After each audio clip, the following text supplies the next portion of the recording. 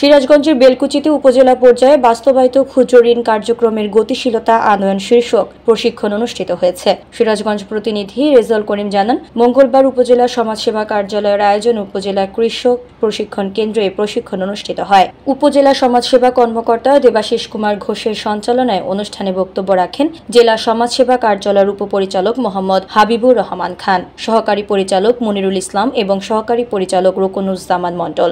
এ সময় দারিদ্র্য বিমোচনে উপজেলা পর্যায়ে সমাজসেবা অধিদপ্তর কর্তৃক বাস্তবায়িত ক্ষুদ্র ঋণ কার্যক্রমের গুরুত্ব এবং খেলাপি ঋণ আদায়ে আইনগত ব্যবস্থা নেয়ার বিভিন্ন ধাপ, আর্থসামাজিক স্কিম ও বাস্তবায়ন পদ্ধতি এবং RSS কার্যক্রম বাস্তবায়নে গ্রাম কমিটির দায়িত্ব, ঋণ খেলাপি হলে সরকারি ঋণের অনাদায়ী অর্থ আদায়ে আইনি পদক্ষেপ কী হতে পারে তা নিয়ে বিস্তারিত আলোচনা হয়। দিনব্যাপী এ প্রশিক্ষণে উপজেলা সমাজসেবা অধিদপ্তরের গ্রাম কমিটির সভাপতি বা দলনেতা, সাংবাদিক, ইমাম, শিক্ষক, অবসরপ্রাপ্ত ব্যক্তি ও সংশ্লিষ্ট অফিসের কর্মকর্তা কর্মচারীরা অংশগ্রহণ করেন।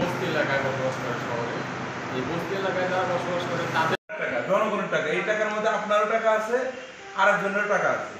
একজনকে মাফ করতে চাইলে সারা দেশে ভোট দিতে হবে, একটা ভোট, যে ধরেন বিথি রানীর 20,000 টাকা মাফ করবো, এই শর্তে জনগণ রাজি কিনা সারা দেশের জনগণের ভোট নিতে হবে। আচ্ছা বলেন, তাই হবে? 18 কোটি মানুষের ভোট নেওয়া যাবে?